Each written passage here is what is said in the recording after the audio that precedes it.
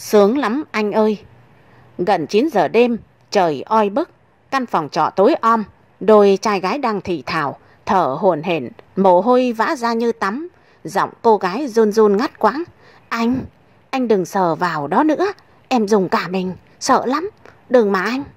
Giọng người đàn ông khàn khàn thốt lên gấp gáp.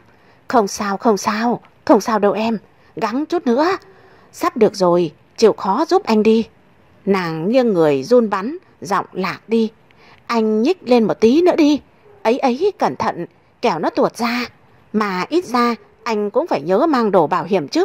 Lỡ có chuyện gì thì em ăn nói làm sao với bố mẹ và bạn bè đấy chứ. Tiếng người con trai dồn dập. Không sao đâu em, cứ để anh làm đi, những chuyện thế này anh đã có kinh nghiệm rồi. Cô gái thốt lên. Ấy, đừng chạm vào đó anh, nguy hiểm lắm. Chút xíu nữa thôi em à, sắp. Tiếng chàng nhỏ dần như chìm vào im lặng. Bỗng cô gái giật mình hét lên. Ô, tuyệt quá, sướng lắm anh ơi. Tiếng vỗ tay cùng với giọng mừng rỡ của cô nàng vang lên. Có điện rồi, anh giỏi quá.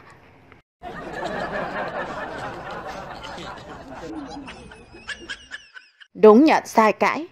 Đầu năm, Tèo quyết định đi xem bói để biết vận mệnh sắp đến của mình như thế nào. Sau một hồi xem xét tới lui, thầy bói lắc đầu nói, số anh rất xấu. Từ giờ đến năm 50 tuổi, phải chịu rất nhiều buồn phiền, nghèo khổ, tình duyên lận đận, sự nghiệp không có, sau đó thì không còn buồn phiền. Đúng thì nhận, mà sai thì cãi giúp thầy. Tèo nghe thấy thế, tái mặt, nhưng vẫn cố hỏi. Dạ, có phải đến năm 50 tuổi con sẽ xảy ra chuyện gì đó thay đổi vận mệnh của con phải không thầy? Thầy bói lại lắc đầu. Không phải, chẳng qua chịu đựng được đến lúc năm 50 tuổi. Với từng đó buồn phiền thì anh cũng đã quen rồi. Đúng nhận sai cãi. Dạ, đúng ạ, thầy nói quả như thánh ạ.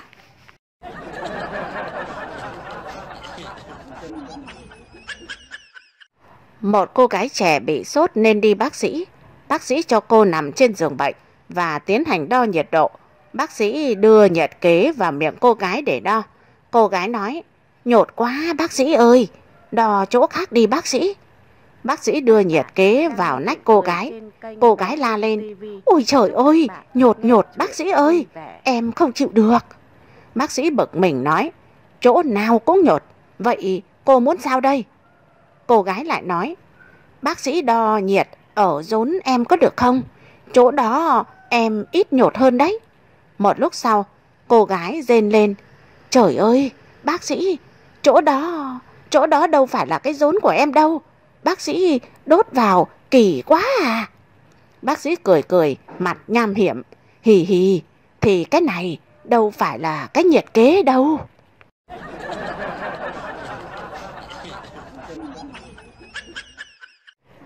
Đầu năm xem bói cau. Chàng trai trẻ ngồi trước mặt cô đồng băn khoăn về vận mệnh của mình và hỏi vì sao chưa có người yêu, và lại cũng không thèm chuyện ấy. Cô đồng tay bổ quả cau liền phán, hòn bi của anh bên trái mọc một cái nốt ruồi đen nhánh to bằng hạt đậu đỏ. Đúng nhận sai cãi giúp cô. Chàng trai đáp, dạ đúng ạ. Cô đồng lại lấy quả cau tiếp theo bổ nữa và phán tiếp, đấy là dấu hiệu cho biết anh sẽ ế vợ trong tương lai. Hòn cà bên phải của anh còn bị lép nữa. Đúng nhận sai cãi giúp cô. Chàng trai, vâng đúng rồi, đó là lần em bị tai nạn dập mất một quả thưa cô. Cô đúng là thánh nhân độ thế. Sao cô lại biết rõ từng việc ấy chứ? Cô đồng điềm nhiên đáp, có cái mẹ gì đâu mà thánh với nhân. Lần sau anh đi nhớ mặc quần xịp vào, nhớ kéo cái rèm nó lại cẩn thận. Đúng nhận sai cãi giúp cô.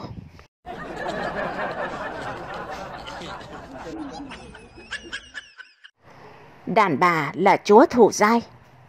Có một phượt thủ lạc đường tới một dãy trà, thật hên gặp một thiếu phụ ngồi nghỉ sau khi đã hái gần đầy một gùi trà.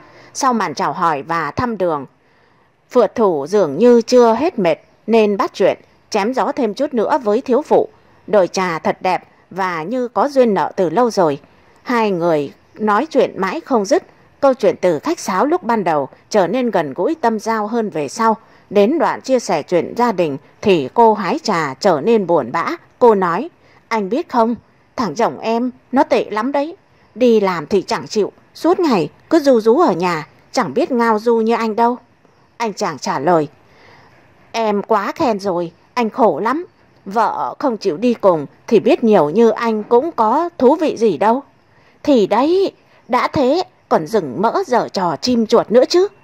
Ông biến cuộc sống của em thành địa ngục theo cách của ông ấy rồi. Ôi, sao giống hoàn cảnh của anh thế không biết. Anh cũng căm thù lắm. Phượt thủ lại tiếp lời, Hay là chúng mình cùng nhau trả thù cái tội chim chuột ngoại tình ấy đi. Đến lúc đó mây mưa kéo tới, gầm rú tơi bời.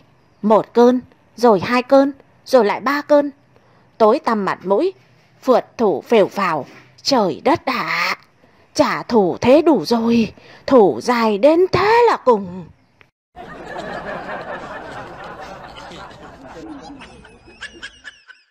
Chị lấy chồng xong, hai vợ chồng đi làm ăn kinh tế tại một vùng miền núi nọ, sinh được 2 con, 1 trai và 1 gái. Con đứa lớn thì học lớp 4, đứa em thì học lớp 1. Thì anh chồng bỗng dưng bị tai nạn rồi mất. Ngày hôm nay là giỗ đầu chồng chị. 2 con đi học, họ hàng thì ở xa.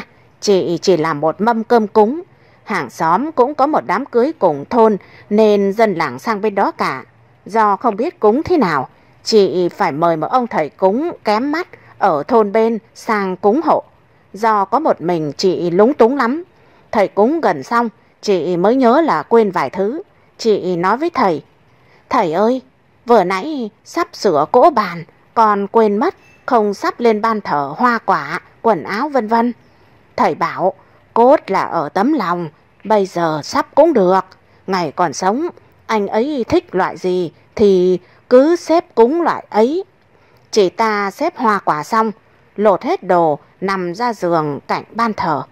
Thầy cúng xong, gọi chị dọn đồ, chị ra dọn. Thầy mới hỏi, còn một cô nữa đâu? Dạ, nhà có mình con thôi thầy ạ. Quái lạ, vừa nãy tôi nhìn thấy một cô mặc quần áo trắng tinh, ở chỗ ngã ba quần có vá một miếng vải đen. Sao giờ bảo chỉ có một mình là sao? Cô kia vội đáp, dạ, cô ấy về rồi ạ.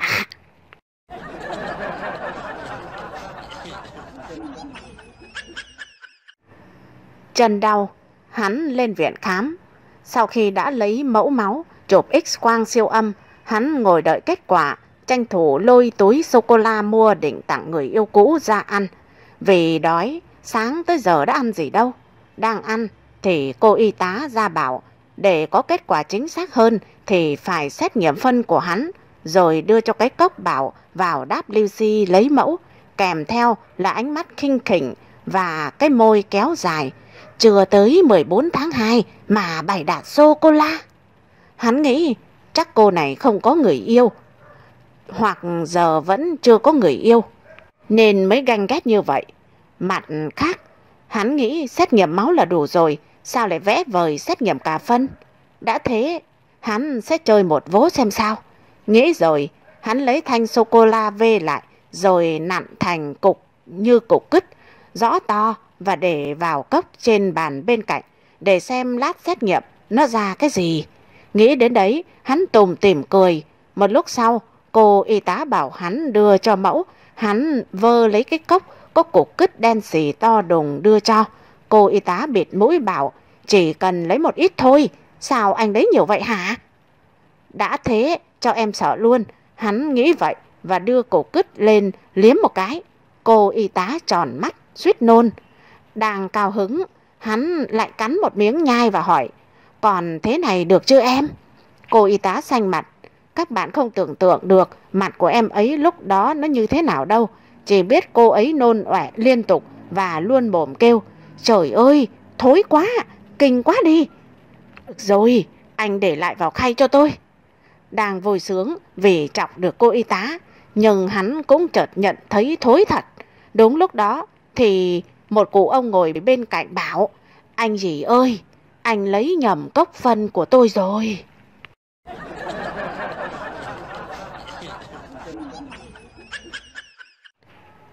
Số mình là số khổ.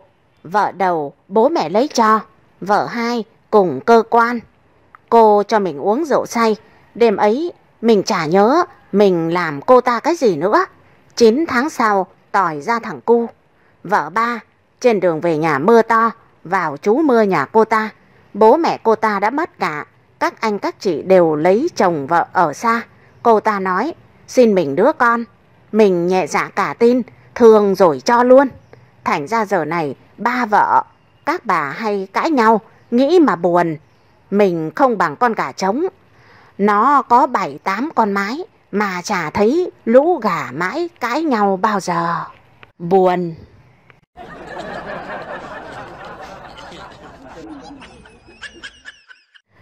Vẫn nghiện như thường.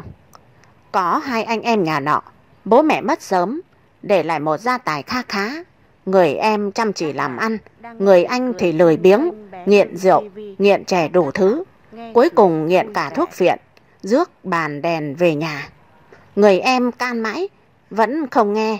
Nhà cửa ruộng nương bán dần, chỉ còn có con trâu cũng định bán nốt. Người em mới nghĩ ra một kế làm cho anh tỉnh ngộ.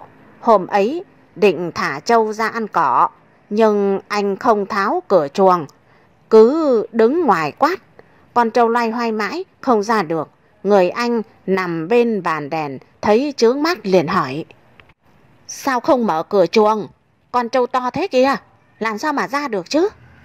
Bấy giờ người em mới nói: anh ơi, cơ nghiệp nhà ta to gấp mấy con trâu này cũng chui lọt lỗ xe điếu, huống hồ cửa chuồng này to gấp ngàn lần lỗ xe điếu, nó chui không lọt hay sao? Nghe câu nói thấm thía, người anh lấy làm suy nghĩ, ôm lấy em rồi khóc nức nở. Từ đó người anh vẫn nghiện như bình thường.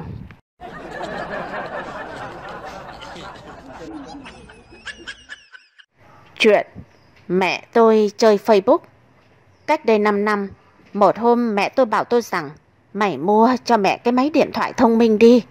Hôm nay đi họp lớp, ai cũng chấm chấm lướt lướt, còn tao thì cứ bấm bấm cái cục gạch, ngượng hết cả người. Mang tiếng còn làm giám đốc. Thế là tôi tức tốc mua ngay cho mẹ một cái Samsung E100 màn hình khủng. Phải mất 3 tối để dạy mẹ các thao tác, cách viết chấm phẩy, hòm hòm. Thì mẹ bảo: mày lập cho mẹ cái Facebook đi. Tôi gãi đầu bảo: mẹ toàn bạn già, ai ở trên Facebook đâu mà lập Facebook làm gì chứ? Mày đừng đùa, bạn tao toàn trên Facebook kìa. Hôm nọ gặp nhau, chúng nó còn hỏi nick mày là gì, để còn gửi lời kết bạn đấy. Thế là tôi lại mất 3 tối lập Facebook cho mẹ, dạy mẹ livestream, còn đăng ảnh, viết status. Ối giời, dạo mới vào Facebook, mẹ ngày nào cũng chụp mâm cơm rồi mời mọi người ăn trưa, mời mọi người ăn tối. Đầu tiên mọi người cũng hào hứng vào like rồi bình luận rơm rả: cơm ngon quá, chị nấu ăn khéo ghê, ôi ngon thế. Sau này ngày nào cũng mời mọi người ăn cơm. Mọi người vừa no vừa chán nên like và comment cũng thưa thớt dần. Mẹ lại ngẩn ngơ, mất mấy ngày tìm đề tài, không biết tang cái gì lên đó cho hot. Tôi gợi ý thời trang đi mẹ, còn thấy các bà bây giờ trình diễn thời trang trên Face ghê lắm. Thế là các bộ sưu tập váy bướm được tung tít mù lên Facebook.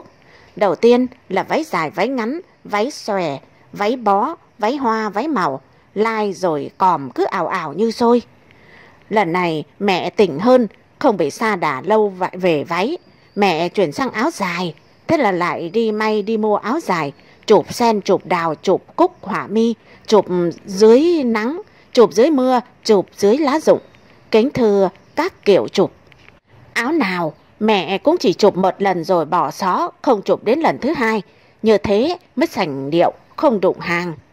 Báo hại tủ quần áo quá tải, gãy cả xào treo trong tủ. Cứ ít like ít còm là mẹ lại chuyển kênh ngay. Tiếp đến là khoe đi du lịch, ảnh lên rừng xuống biển, lôi ra để đăng hết. Có cái từ đời nào, nhưng ai hỏi chị đi du lịch à, mẹ cũng trả lời ngon xoét: ừ, chị vừa đi.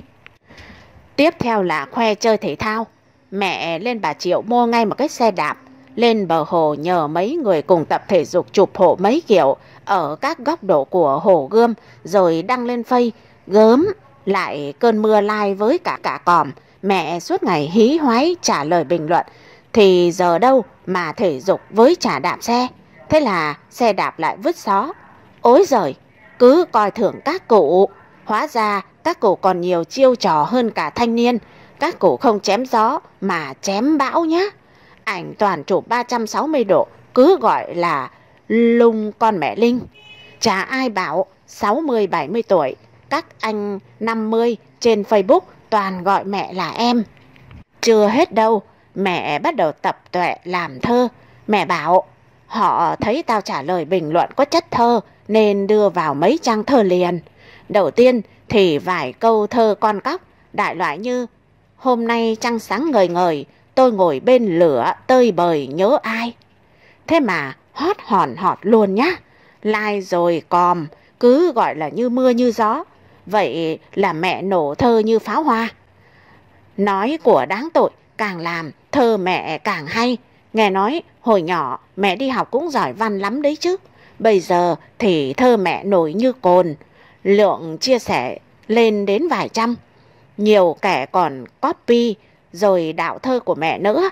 Hồi đầu bị đạo thơ mẹ cũng tức lắm, cũng tìm vào tận tường của đứa đạo thơ để đấu tranh. Mãi rồi cũng thôi. Bây giờ có ai mách mẹ chỉ cười.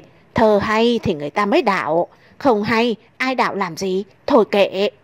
Nhiều hôm mẹ mở Facebook rồi ngồi cười một mình. Thằng con 3 tuổi của tôi thấy bà cười thì tò mò: có cái gì trong điện thoại mà bà cười thế? Cho con xem với. Ai dạ, chuyện Facebook của mẹ thì còn nhiều lắm. Lúc nào rảnh rỗi tôi lại kể cho mà nghe. Nhưng của đáng tội, từ ngày có Facebook, mẹ vui vẻ yêu đời hơn, tính cách trẻ trung hẳn. Dù gì thì cũng phải cảm ơn Facebook.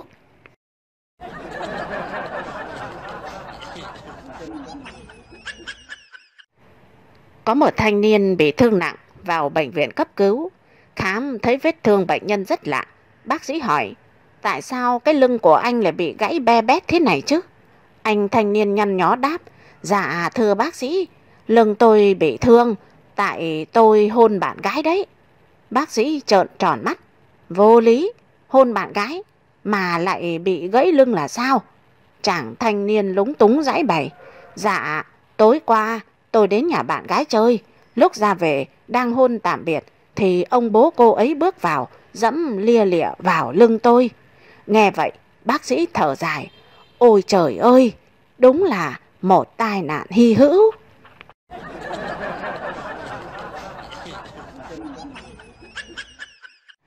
Hai vợ chồng nọ, chồng 62, vợ 60, về hưu cùng năm.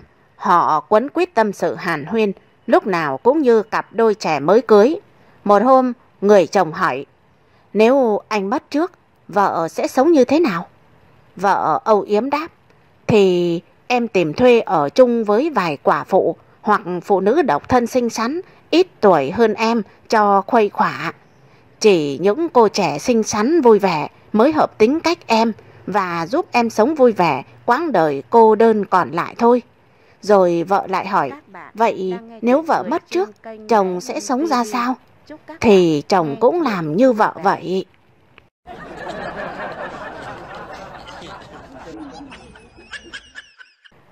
Anh ta thì còn rất trẻ khỏe, đẹp trai, ăn nói giỏi, hát rất hay. Vợ thì già, do sinh nở nhiều và lam lũ nên trông xuống sắc lắm. Trong xóm có 5-6 cô chồng chết trẻ do rượu bia nhiều nên chết lúc chưa đầy 50 tuổi, để lại mấy cô vợ.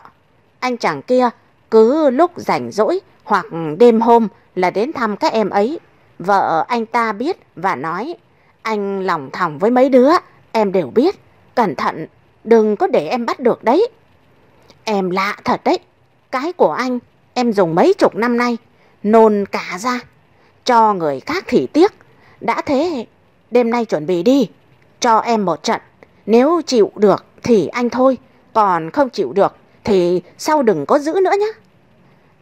Cô vợ đáp: Em giờ khô hạn cả rồi, anh mà làm thế thì chết em à.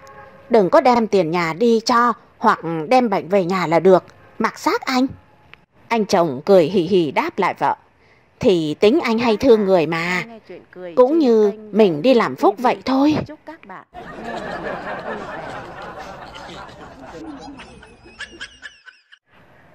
Ngộ.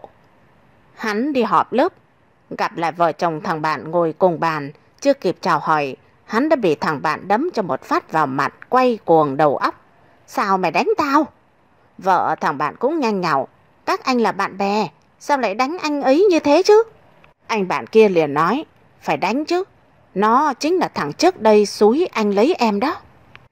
Bạn bè vẫn là bạn bè, nên dù vậy, nhưng chỉ một lúc sau, khi ngồi vào bàn tiệc, hắn và bạn lại ngồi cạnh nhau. Thằng bạn vừa cầm ly rượu vừa tâm sự. Đời này, tao quý nhất là bố vợ tao đấy. Sao thế? Ông chia cho mày nửa gia sản đấy à? Ồ không, mày còn nhớ cái hồi tao tán vợ tao không? Ông là người phản đối gay gắt nhất. Lúc đó tao cứ tưởng vì ông ấy ghét tao.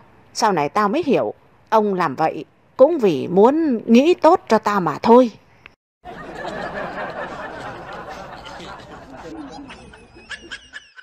Ngôi nhà ma ám.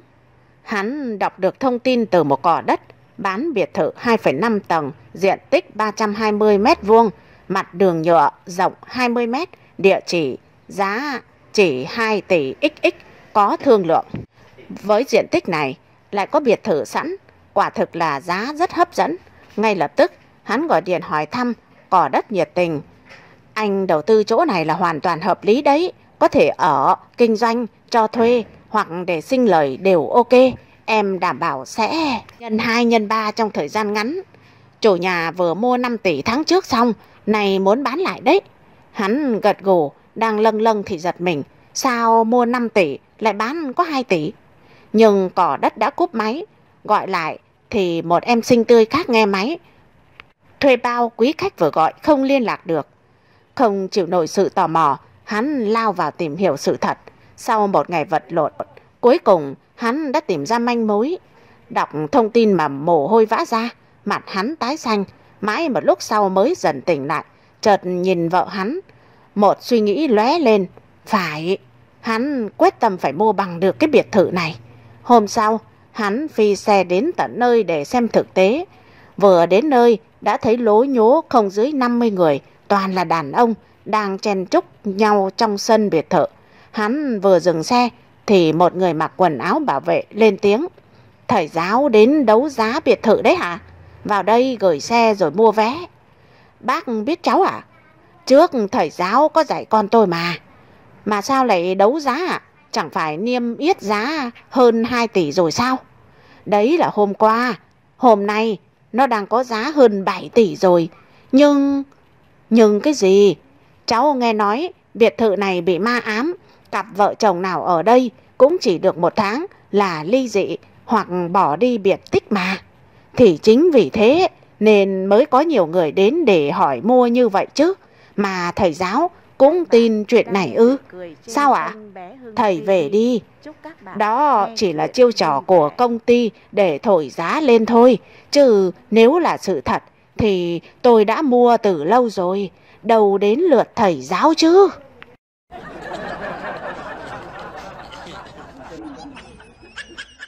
Bí quyết. Tự nhiên hắn trở thành thành viên tổ hòa giải dân phố. Hôm nay được nghỉ Tết, đang định dọn dẹp nhà cửa thì ông tổ trưởng dân phố sồng sộc chạy vào. Thầy giáo ơi, anh Lâm ơi, có nhà không?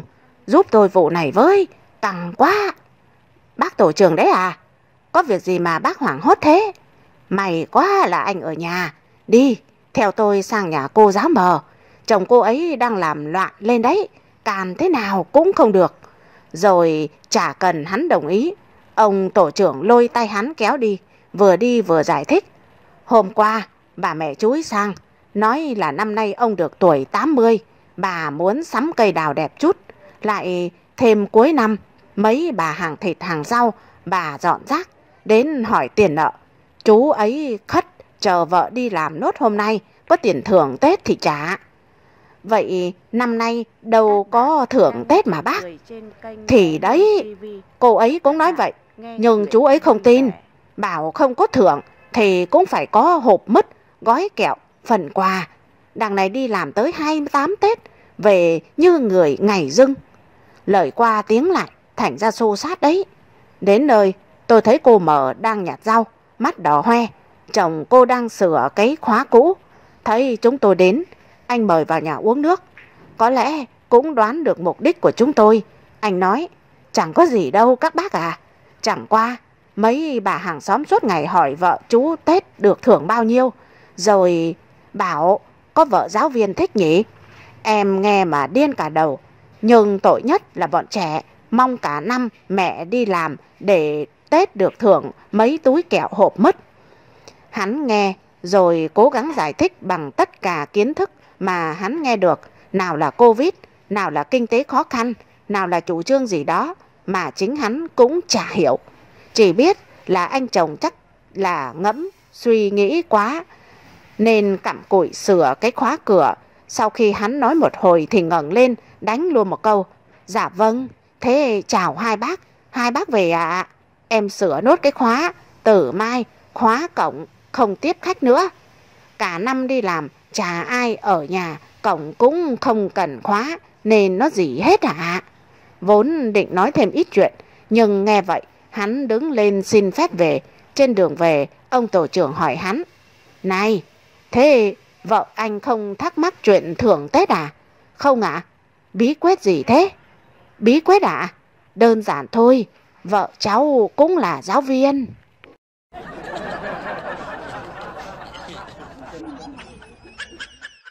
Mẹ ơi, anh về, có Tết rồi. Thằng Lương reo lên khi nhìn thấy bóng dáng của anh Thưởng tiến vào sân nhà. Nó phải mất vài phút mới nhận ra là anh mình, vì lâu lắm rồi anh em nó mới gặp nhau. Đã 27 Tết rồi, bà Ví nhớ con quá nên ốm mấy hôm nay.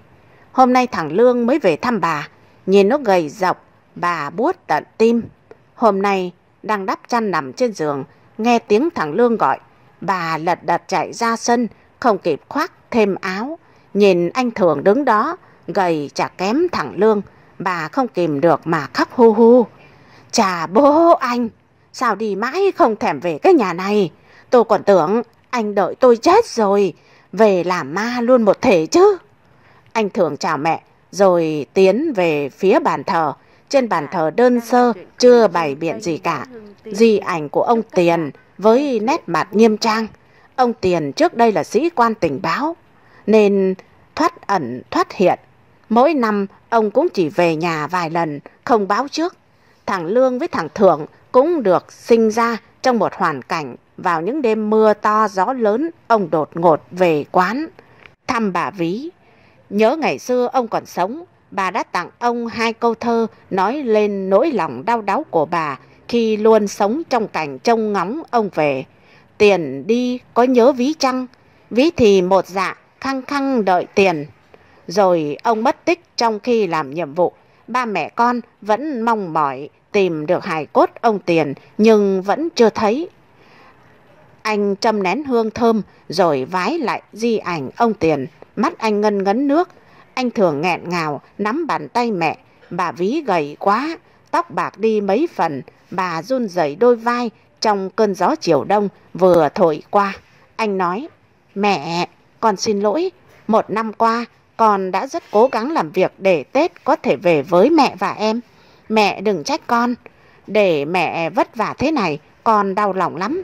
Lần này con ở hẳn nhà, con không đi nữa đâu. Ngay ngày mai, mẹ con mình sang hỏi thăm em Sắm, nhà ông Sửa, xin phép đưa em về bên này mẹ nhé. Rồi ba mẹ con mình ra quán làm một bữa tất niên ạ.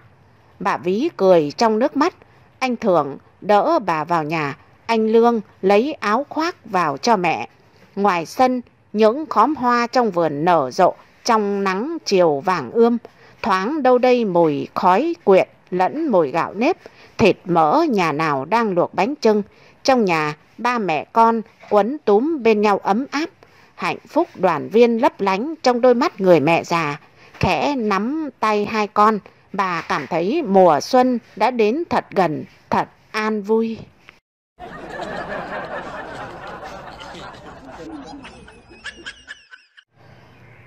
Ở một thời đại nọ, có một gia tộc giàu có. Ông chủ có nhiều vợ và nhiều dòng con. Có một đứa con trai, con vợ lẽ, bị chính thất rẻ rúng ức hiếp, và hai mẹ con người vợ lẽ bị hà hiếp đến mức phải bỏ đi. Thông thường, theo mô típ ở phim Hàn Quốc, thì anh ta sẽ trở lại trả thù bằng cách thay hình đổi dạng và trở lại tham gia vào công ăn việc làm của gia tộc, rồi từng bước hạ thủ từng người một, rồi chiếm lấy vị trí lãnh đạo. Nhưng không, anh ta tham khảo ý kiến của ChatGPT. Nó nói làm vậy quá lâu, rồi được nó tư vấn mưu kế. Anh ta thực hiện ngay lập tức mà không cần suy nghĩ hậu quả của việc ấy ra sao, và được trả thù ngay mà không cần phải theo mô típ Hàn Quốc làm gì. Đó là đi ám sát hoàng thượng, bởi vì ám sát hoàng thượng thì sẽ mang tội xử vua, và lẽ dĩ nhiên sẽ bị kết tội tru di cửu tộc. Kết quả, toàn bộ gia tộc và cả 9 dòng họ liên quan có hộ khẩu ở địa phủ ngay lập tức.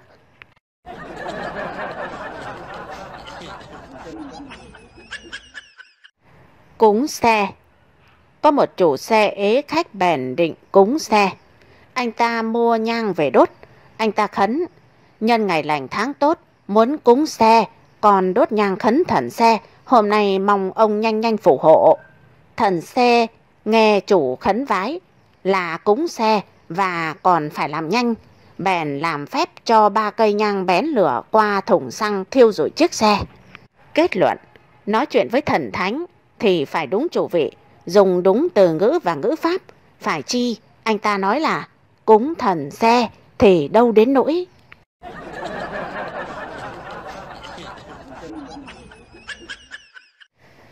Hôm nay được nghỉ ở nhà, vợ chồng tranh thủ tăng ca giữa ngày, say sưa dã cối nện chày, quên đóng cửa chính như này mới đau.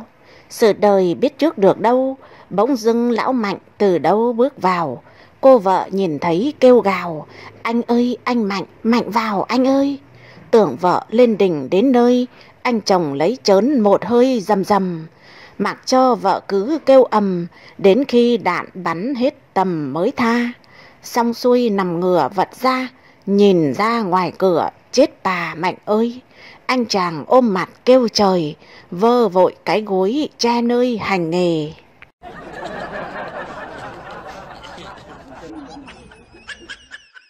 Phải đổi tên làng. Chủ tịch vò đầu bứt tai. Sao gái lâu thượng không ai ở làng, mà lại cứ kéo nhau sang lại thượng làm vợ không màng trai quê. Cho dù làm lẽ làm thê, vợ 3 vợ 4 không hề kêu than. Còn đám con trai trong làng, tỷ lệ ế vợ ngày càng tăng thêm. Chủ tịch xã lập tức đem nghi ngờ thắc mắc hỏi xem thế nào.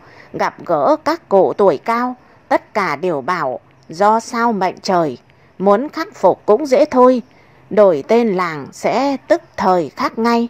Chủ tịch liền mang chuyện này gặp chủ tịch huyện trình bày lý do, xin cấp trên hãy xét cho đổi tên xã để khỏi lo mất người. Lý do chính đáng quá thôi, cấp trên đồng ý kịp thời ký ngay. Tên lâu thượng bấy lâu nay thành thượng lâu, đúng là hay quá mà.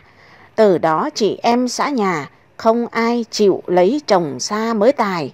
Còn lũ con gái làng ngoài đua nhau kéo đến tìm trai làng mình. Lâu thượng, thượng lâu biến hình, chỉ nhờ lộn chữ mà tình khác nhau.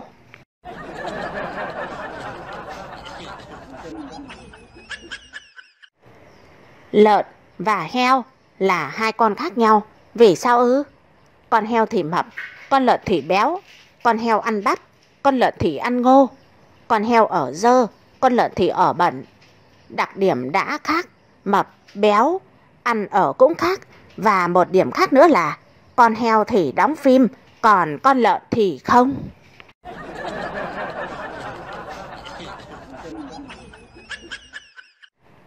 Đêm khuya nghe gọi mình ơi, dậy em nhờ tí, mình ơi mình à. Giật mình như thể gặp ma, mồ hôi nó toát như là tắm mưa. Bài thì mới trả buổi trưa, giờ mà trả nữa te tua em à. Nằm im nhắm mắt cho qua, bên tai thỏ thẻ mình à mình ơi. Còn bao năm nữa trên đời, vui xuân kẻo hết mình ơi mình à. Người ta bảo lúc xuân thì dẻo dai như đỉa mình à mình ơi. Con nhỏ chúng ở phòng riêng, nhà thì vắng lạnh mình ơi mình à. Sao không bắt chước người ta, cờ người quyết đấu mình à mình ơi. Bàn son có sẵn đang phơi, quân ngà mau dậy mình ơi mình à. Dáng cho vui cửa vui nhà, em thương mình lắm mình à mình ơi. Đang nghe chuyện cười trên kênh Bé Thư TV. Chúc các bạn nghe chuyện vui vẻ. Chàng trai hỏi cô gái: em ơi, em có thể làm người yêu của anh không? Anh đùa đấy hả? Anh như thế nào mà đòi yêu tôi? Anh đi xe gì? 4 bánh. Thế tài chính có ổn định không? Thì tay lúc nào cũng cầm một cọc tiền. Được rồi, em đồng ý ngay. Mà anh làm nghề gì vậy? Phụ xe buýt.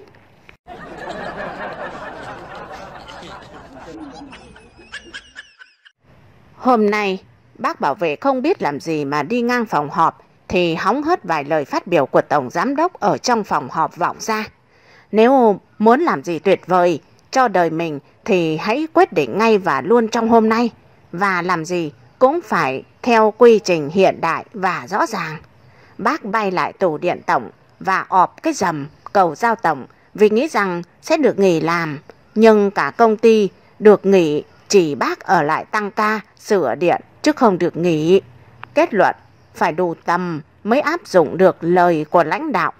Cứ áp dụng vô tội vạ thì mình mới là thằng chết.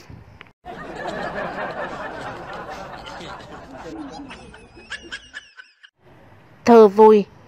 Ngày xưa hiếm đến 70, bây giờ tuổi ấy trông người tưởng hoa, mê thơ phú say hát ca, nhiều ông bà nhảy cha cha rất cừ. Tội gì ôm giữ khư khư, việc nhà việc cửa, lão từ quản gia. Thăm nhau ngụm rượu chén trà, hội hè du lịch đường xa coi thường, thể thao thân thể trắng cường, luyện rèn trí óc tinh tường dẻo dai. Lão mà sớm tối miệt mài, làm thơ sướng họa, tuần 2-3 bài. Đâu còn đương độ trẻ trai, nhưng mà lớp trẻ chạy dài theo ông, chẳng bằng thời của bóng hồng, các bà vẫn ối kẻ trông mà thèm.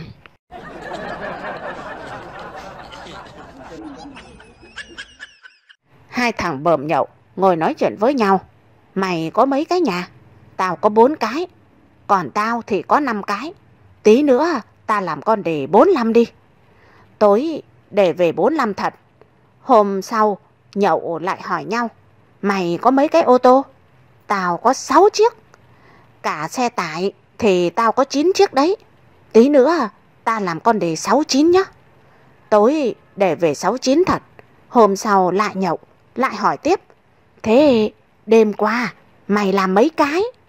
Ôi say quá, tao chỉ làm có 3 cái rồi lăn ra ngủ.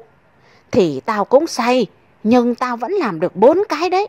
Tí nữa ta làm con đề 34 nhé. Tối đó để về 00. Hôm sau hai thằng nhìn nhau bảo. Biết thế, nói thật cho rồi.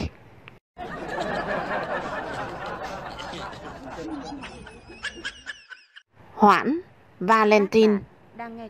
Sớm ra tiếng vợ lầu bầu thì thầm mà muốn đau đầu nhức tai. Tới ngày 14 tháng 2 cho chồng được phép ra oai tặng quà. Thơ khuyên trai tráng trẻ già năm nay ngưng tặng món quà len thai. Tiếp tục lại hoãn năm nay, mới vừa dịp Tết tất tay còn gì. Chúc mừng tin nhắn gửi đi, giữ gìn tình cảm thôi thì động viên. Cùng nhau tiết kiệm đồng tiền, miễn hoa quả bánh, khỏi điên cái đầu. Hôm nắng phải nghĩ ngày ngâu, liệu cơm gắp mắm từ lâu lưu truyền. Cân bằng cuộc sống bình yên, miệng ăn núi lở, tâm phiền tim đau. Vợ chồng đóng cửa bảo nhau, biển đông tát cạn, thắm màu yêu thương. Valentine cứ bình thường, chị em đừng có nhiễu hoa nhương quà.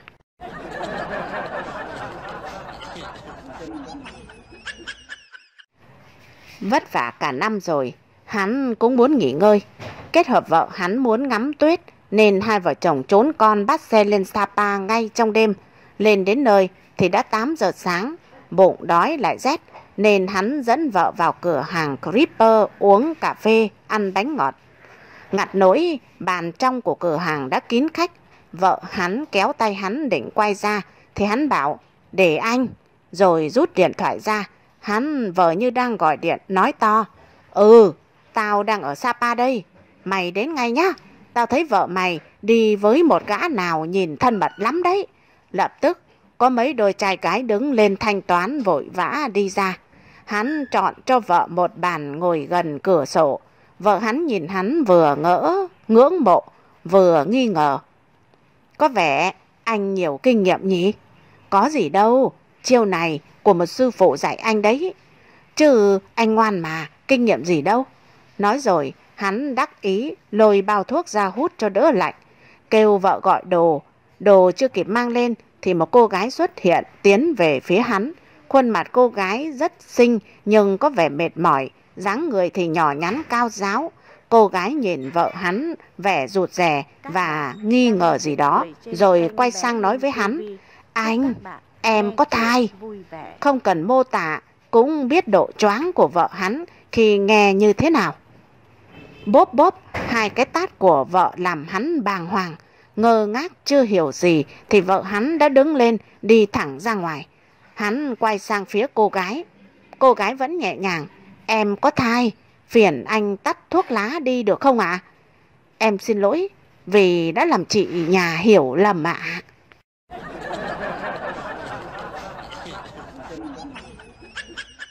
Hắn nhận lời thách đố của lũ bạn cùng phòng ký túc xá là nếu cưa đồ được nàng, lũ bạn tận những 19 đứa phải chung cho hắn mỗi đứa 1 triệu đồng.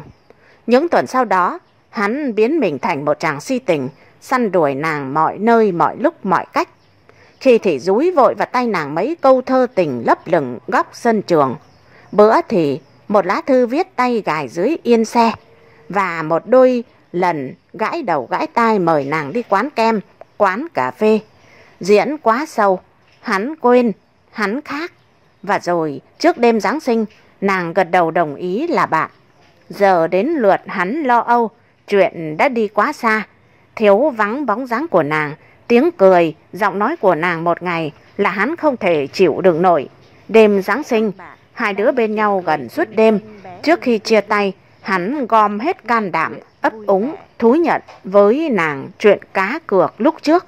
Chưa cần nghe hết lời ấp úng thú tội của hắn, nàng đã dán miệng hắn lại bằng một nụ hôn cháy bỏng thì thầm: Thế anh biết ai đưa tiền cho những người bạn chung phòng của anh chưa?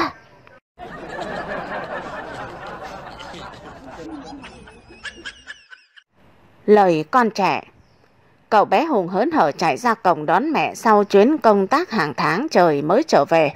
Vừa gặp mẹ, nó đã liến thoáng nói: Mẹ có biết con nhìn thấy gì vào mấy ngày hôm nay không? Khi con đang chơi ẩn nấp và trốn trong tủ quần áo ở trong phòng ngủ của bố mẹ, con đã thấy bố đưa vào phòng một người phụ nữ nhà kế bên nhà mình đấy. Họ cởi hết quần áo rồi vào nhà tắm cùng nhau, sau đó lại leo lên giường. Bố thì cứ nằm đè lên người cô ta đấy mẹ ạ. Rồi người mẹ nghe thấy thế liền giơ tay lên ngăn bé lại và nói rằng: Thôi, con không cần kể thêm câu nào nữa, mẹ đã biết cả rồi. Chờ đến khi bố về nhà, mẹ muốn con hãy kể chính xác những câu mà con vừa nói với mẹ nhé. Đến chiều, sau khi ông chồng đi làm về nhà, bà vợ lớn tiếng tuyên bố sẽ làm đơn ly hôn với ông ta. Ông chồng rất ngạc nhiên hỏi: Sao lại ly hôn chứ? Sao bà có ý nghĩ điên rồ như vậy hả? Tại sao thế? Tại sao? Lúc này bà vợ mới giục cậu con trai: Kể ra hết đi con. Hãy nói cho bố biết những gì con đã nói với mẹ lúc ban trưa. Hùng nhìn bố mẹ rồi thật thà nói: Vâng ạ, khi con đang chơi ẩn nấp và trốn trong tủ quần áo trong phòng của bố mẹ, con thấy bố vào phòng cùng với một người phụ nữ nhà bên cạnh. Hai người ôm hôn và cởi hết quần áo cùng vào nhà tắm, sau đó rồi leo lên giường. bố thì nằm đè lên người phụ nữ ấy, và họ làm giống y như những gì mẹ đã làm với chú Long lần trước lúc bố đi làm, và mẹ cũng đã dặn bảo con là đừng nói gì với bố đấy ạ. Mẹ vẫn còn nhớ đấy chứ. Bố mẹ Hùng nghe con trẻ nói thế thì mặt đỏ lên ngượng nghịu, bốn mắt nhìn nhau, miệng không nói được câu nào. Hai người giống như bị mèo cắn mất lưỡi.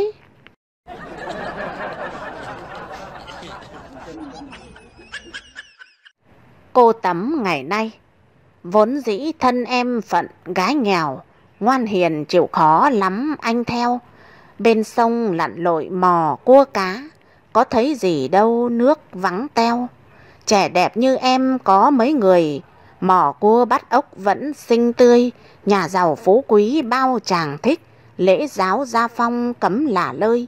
Kén vợ nhiều anh ở làng mình, buông mồi thả thính vẫn làm thinh. Yêu thầm nhớ trộm anh hàng xóm, lãng tử làm thơ rất đa tình. Dẫu biết ngày mai lấy được chồng, dù cho gạo hết phải ăn đong. Dâu hiền vợ Thảo là em đó, bắt tép mò tôm để nuôi chồng.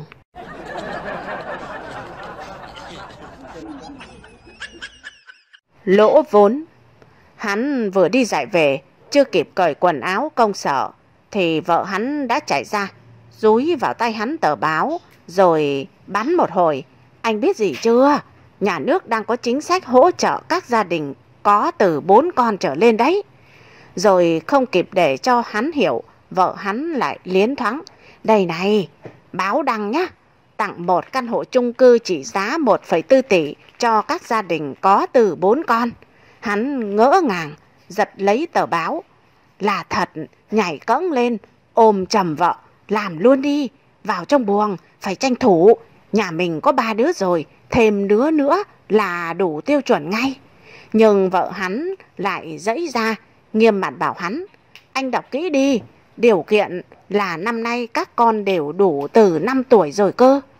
Lại giật, lại đọc, rồi thất vọng. Thế là hết 1,4 tỷ chứ ít gì đâu. Ôi sao cái số chó.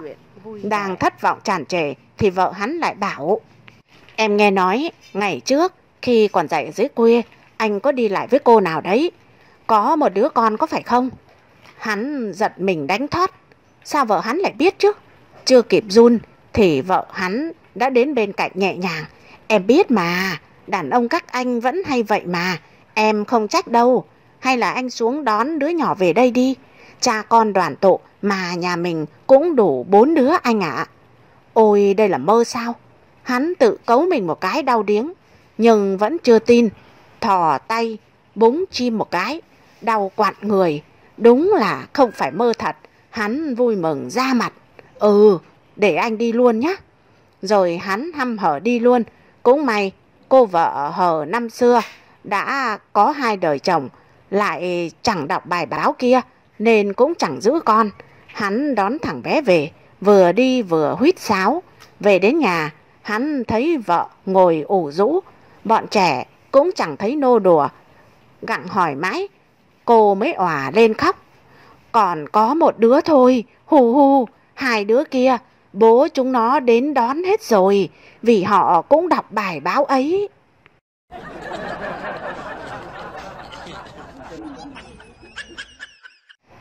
Sạch.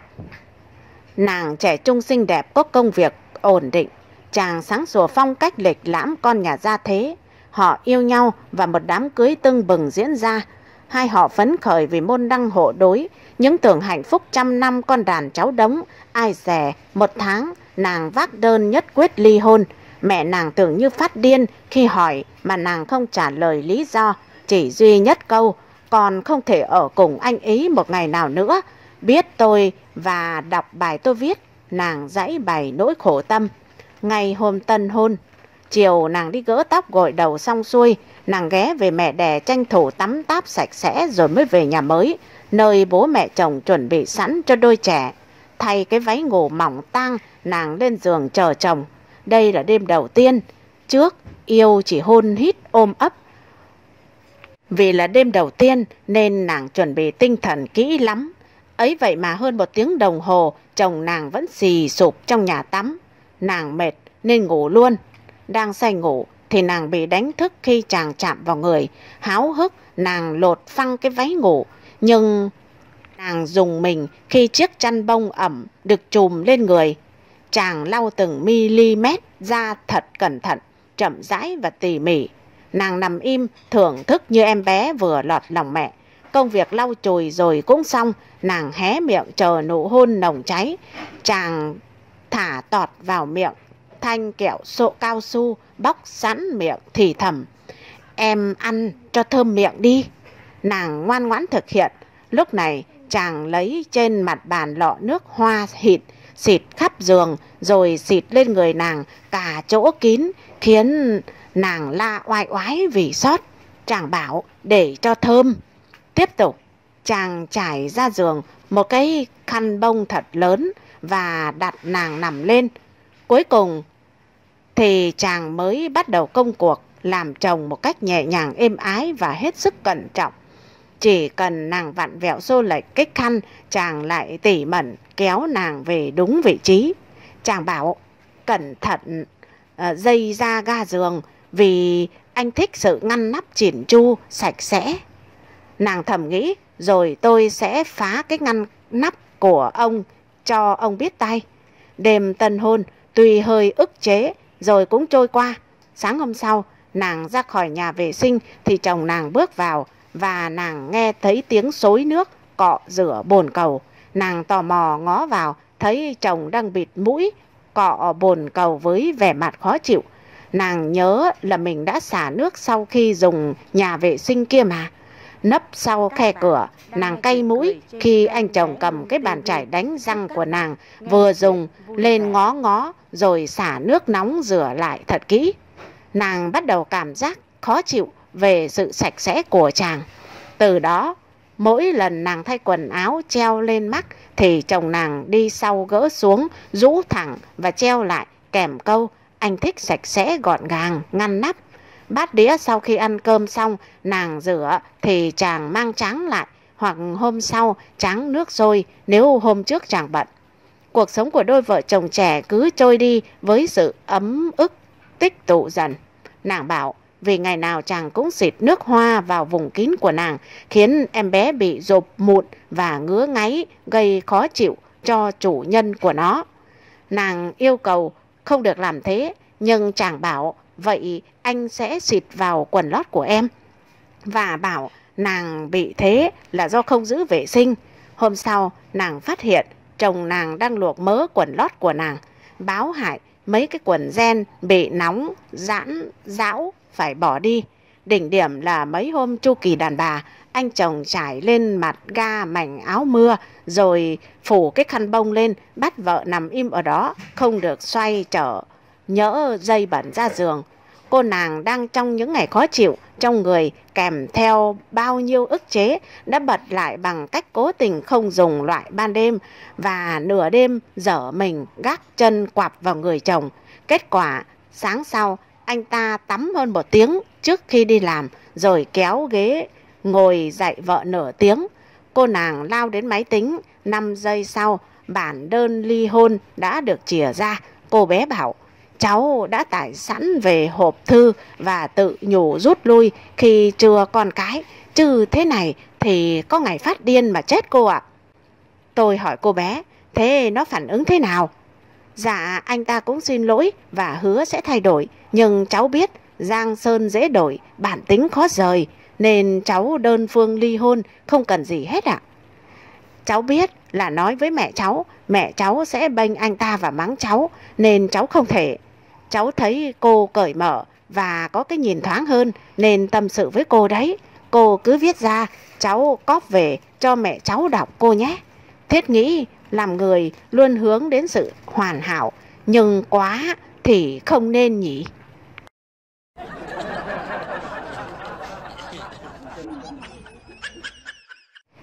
Trong một công trình nghiên cứu khoa học quốc tế, các nhà khoa học cho 3 con chuột uống thử 3 loại rượu của 3 nước khác nhau là Mỹ, Nhật Bản và Việt Nam. Con thứ nhất uống rượu của Mỹ, đi được 3 bước thì lăn ra xỉu. Con thứ hai, uống rượu của Nhật, đi được 2 bước thì cũng té ngã nhào. Đến con chuột thứ ba uống rượu của Việt Nam, xong chạy thẳng về hang, cầm con dao rồi hét lên: sợ mẹ gì, mèo đâu, ra đây, biết bố mày là ai không? Đang nghe chuyện cười trên kênh Bé TV. Chúc các bạn nghe chuyện vui vẻ. Sư tử Hà Đông và sư tử hoang dã. Thằng cu bo hỏi bố: bố ơi, sư tử hoang dã và sư tử Hà Đông đấu nhau thì con nào sẽ thắng hả bố? Nếu con sư tử hoang dã tấn công bố thì bố chỉ cần một khẩu súng lục là hạ được nó thôi. Còn với con sư tử Hà Đông, bố đã dùng cả khẩu đại bác của bố để bắn mà nó vẫn không hề hấn gì. Chắc con hiểu con sư tử nào mạnh hơn rồi chứ? À, con biết rồi, đó là con sư tử Hà Đông mạnh hơn ạ. Nhưng bố ơi, sư tử hoang dã thì con nhìn thấy ở công viên Thủ Lệ rồi, trên tivi nữa. Còn sư tử Hà Đông thì con chưa biết nó thế nào ạ. Mẹ con biết đấy, con hỏi mẹ thì rõ thôi.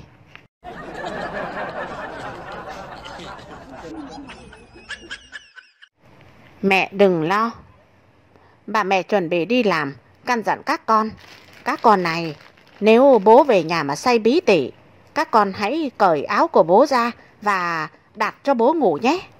Mẹ ơi, sao lại chỉ cởi áo mà không cởi quần ạ?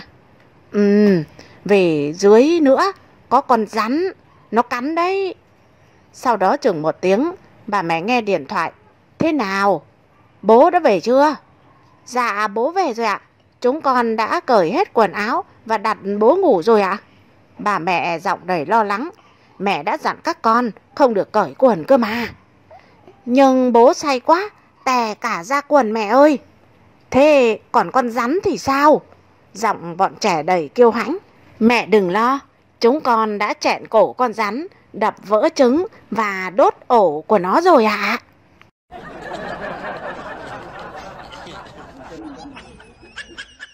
Những người bất hạnh. Hai anh bạn lâu ngày mới gặp nhau. Anh thứ nhất kể: tôi thật là bất hạnh. Sau khi kiếm được khá nhiều tiền, tôi lấy vợ. Nhưng con vợ tôi thật là tệ. Nó đã cuốn hết tiền của tôi và lặn mất tăm. Trời ơi, vậy tôi còn tồi tệ hơn cậu đấy. Tôi bị con vợ cuỗm hết tiền, nhưng nó lại không chịu chuồn đi như vợ cậu chứ.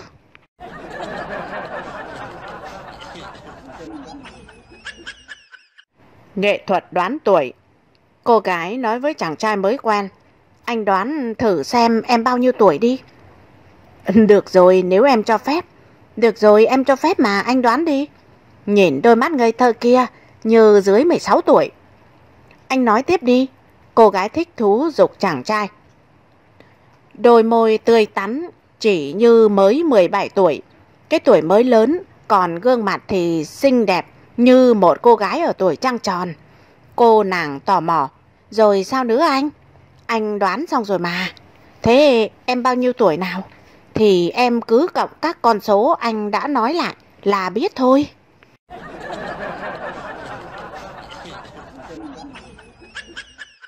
Không giữ lời.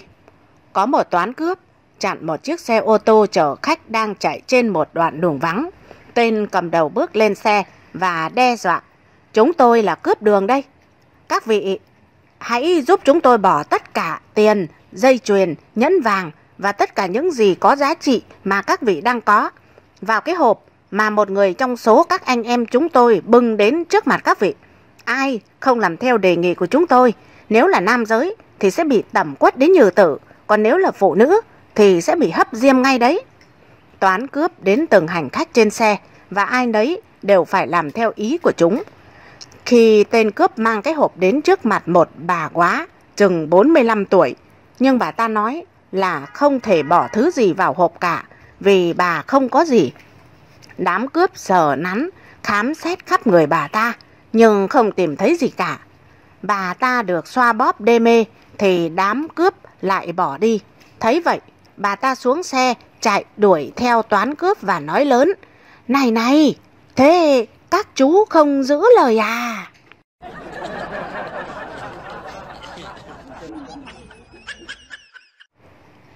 Một vụ kiện, một anh chàng cứ làm được đồng nào lại đưa cho vợ giữ, nhưng khi cần tiền cho việc gì đó thì xin mỏi mồm cô vợ cũng không đưa cho, hoặc nếu có đưa thì chỉ xỉn ra được vài chục ngàn bọ.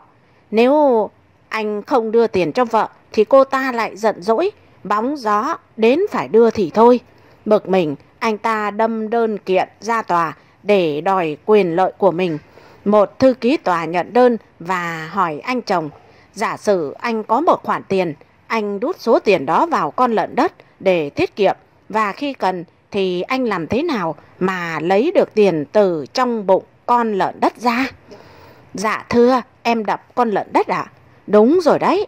Nghe đến đây, anh chồng bảo, cho em xin lại tờ đơn, em không kiện nữa, em biết phải làm gì rồi.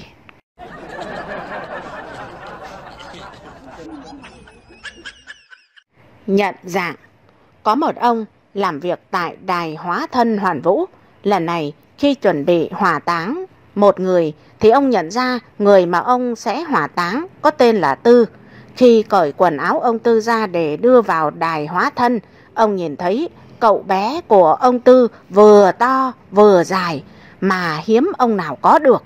Bây giờ hỏa táng ông ấy xong thì cái kỳ quan này không còn ai biết đến nữa. Nghĩ thế nên trước khi hỏa táng, ông rút iPhone chụp ảnh cậu bé.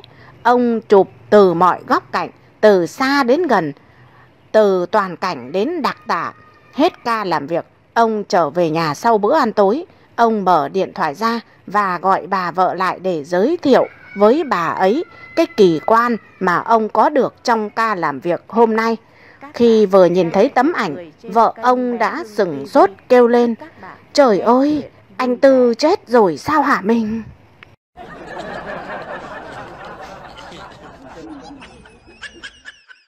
Cô Tí hỏi mẹ, mẹ ơi, phản động là gì hả mẹ? Phản động là... Mà thôi, để mẹ ví dụ cho con dễ hiểu nhé. Ví như nhà mình mà có cái gì cũng chê là xấu, không tốt, không yêu những thứ mà nhà mình có, lại đi khen nhà hàng xóm, thích nhà hàng xóm. Thế thì ở nhà mình bố là phản động rồi mẹ à? Sao con lại nói vậy chứ? Thì có lần con đi chơi với bố, con thấy bố nói chuyện với các chú, các bác mà bố toàn khen mấy cô ở cơ quan bố là trắng trẻo, xinh xắn, dịu dàng. Bố toàn chê mẹ là đen như cuốc, xấu như ma và dữ như sư tử ấy. Tí, chạy đi tìm cái thằng phản bội về đây cho mẹ.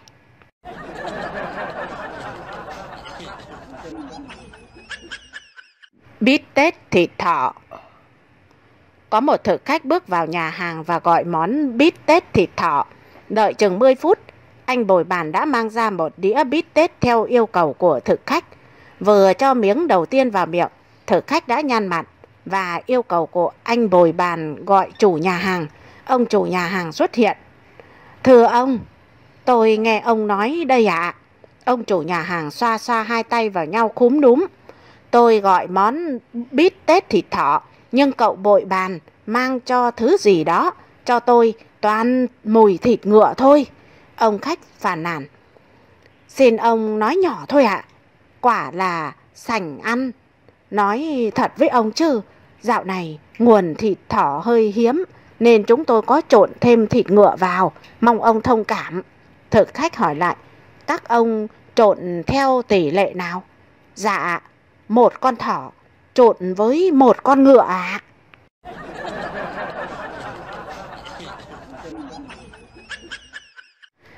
Giám định tâm thần. Sau một thời gian điều trị thấy bệnh tâm thần của một bệnh nhân trẻ đã thuyên giảm rất nhiều, nên bác sĩ điều trị dự định cho bệnh nhân xuất viện vào ngày mai. Tuy nhiên, để đảm bảo là đã khỏi hẳn, trước khi cho ra viện, ông bác sĩ hỏi bệnh nhân vài câu để giám định lại trạng thái bệnh tật của bệnh nhân. Ông hỏi, ngày mai chúng tôi cho anh xuất viện, anh thấy thế nào?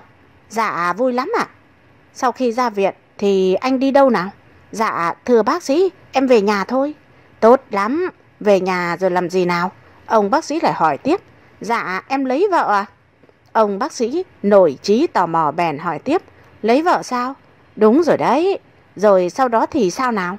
Em đưa vợ em về nhà em. Quá đúng. Rồi sau đó em đưa vợ em lên giường à? Sau đó cậu làm gì cô ấy chứ? Còn làm gì nữa? Em cởi quần vợ em ra. Rồi sau đó thì sao nữa? Ông bác sĩ hỏi xong và hồi hộp chờ câu trả lời. Ông nghĩ nếu câu trả lời của bệnh nhân là ở trạng thái bình thường thì ông sẽ ký giấy cho ra viện ngay. Nhưng bệnh nhân đáp, sau đó em lấy cái chun quần của cô ta để làm súng cao su bắn chim ạ. Ôi ôi!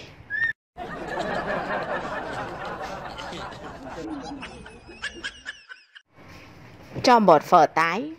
Có một anh chàng người Thái Lan học xong một khóa học tiếng Việt, bèn làm chuyến du lịch đến Hà Nội để trải nghiệm. Trước khi sang Việt Nam, anh cũng tìm hiểu và biết kha khá như ở Việt Nam có 54 dân tộc và tiếng Việt mà anh học còn được gọi là tiếng Kinh. Gái Hà Nội rất xinh, món phở Hà Nội thì ngon nổi tiếng. Đến Hà Nội, anh đi ăn phở, vừa bước vào quán phở đã thấy anh bồi bàn đến hỏi, chào anh dùng phở gì ạ? Chưa biết chọn phở gì thì thấy cậu thanh niên ngồi đối diện nói với anh bồi bàn, cho một tái nhiều hành nhá. Anh chàng người Thái Lan nghĩ bụng, tay này thích hành Thái Lan, còn mình thì thích món hành của họ mới được. Liền bắt chước anh chàng kia gọi dõng dạc, cho một tái nhiều hành Kinh nhá.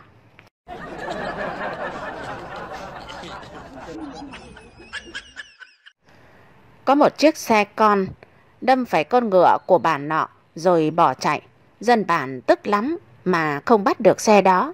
Bỗng một chiếc xe tải chạy qua, bà con liền giữ ngay chiếc xe đó lại đòi bồi thường.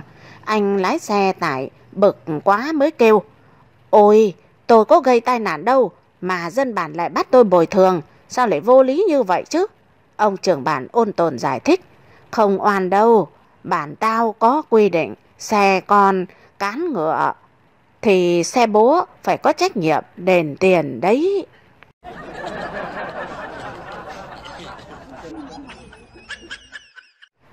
Một ngày nọ, đứa con trai đang ngồi trong nhà chơi thì mẹ nó dắt một người đàn ông lạ bước vào nhà. Mẹ nó nói, gọi bố đi con. Đứa con ngơ ngác nhìn người đàn ông lạ mà mắt hoe hoe đỏ và nghĩ, ơ, người đàn ông này là ai? Sao mẹ lại bảo mình gọi ông ta là bố chứ?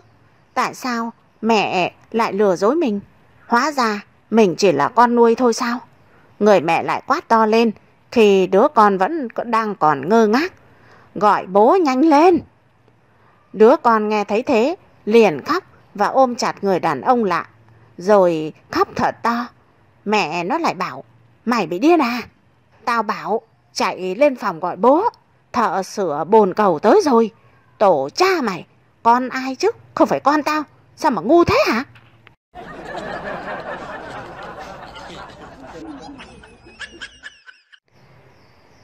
Một cậu bé 6 tuổi khoe với mẹ rằng, mẹ ơi, mẹ biết không, buổi sáng đi xe buýt cùng với bố, con đã nhường chỗ cho một người phụ nữ đấy. Mẹ cậu liền khen, ôi thế thì con giỏi lắm, con đã ra dáng một chàng trai rồi đấy. Mẹ rất tự hào về con. Người mẹ mặt tươi rói, rạng ngời hạnh phúc trước đứa con ngoan. Một lát sau, như chợt nhớ ra điều gì, người mẹ hỏi, à, con 6 tuổi, không phải mua vé, mà cũng có ghế ngồi ư? Dạ không, không phải thế. Trước đó con ngồi trên đùi bố mẹ à.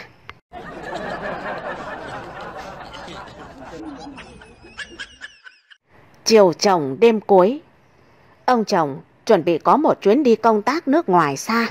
Đêm hôm đó, hai vợ chồng chuẩn bị đi ngủ thì ông chồng thỏ thẻ bảo với vợ, ngày mai anh đi rồi, đêm cuối cùng này em chiều anh một lần nhé. Người vợ nghe thấy thế hơi e thẹn đáp, anh muốn thế nào? Anh muốn em đừng có nói nữa, để cho anh ngủ.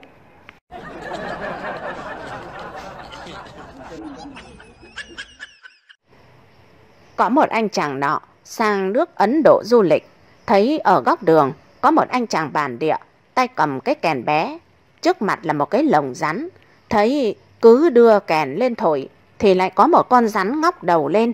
Trông con rắn ngóc đầu lên rất đẹp và oai hùng. Anh chàng Việt Nam thán phục lắm.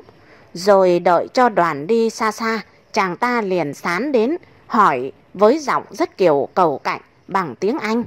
Này này, anh có bài nào mà thổi cho con cu nó ngóc lên như con rắn được không?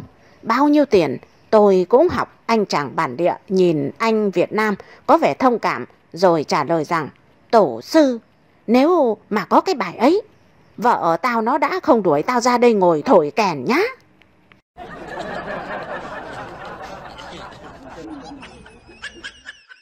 Lý sự thuyết phục. Sau khi ân ái xong, hai vợ chồng nằm tán gẫu vui về chuyện ai sướng hơn trong chuyện ấy. Người chồng bảo vợ là sướng hơn, vợ thì bảo chồng sướng hơn. Không ai chịu ai, sắp đối lý. Anh chồng bất ngờ hỏi vợ: thế em đã bao giờ bị ngứa lỗ tai chưa? Cô vợ nghi ngờ: cũng thỉnh thoảng, nhưng điều đó thì có liên quan gì tới chuyện ấy chứ? Anh chồng không trả lời mà vẫn tiếp: thế em làm thế nào cho khỏi ngứa hả? Cô vợ miễn cưỡng đáp: thì em ngoáy tai bằng tăm bông. Trúng kế, anh chồng cười lý sự: đấy, thế anh hỏi em nhá, cái tăm bông nó sướng hay là cái lỗ tai của em sướng hả?